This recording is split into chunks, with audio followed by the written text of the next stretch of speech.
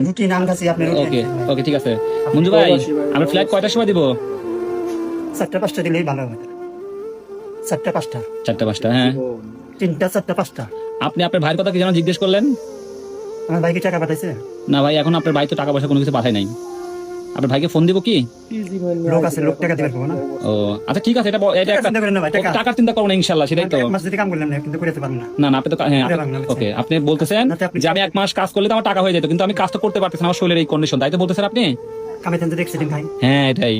আপনি নিয়ে এলেন কালকে, গেরাপালা করে কইলেন কিছু হইছে?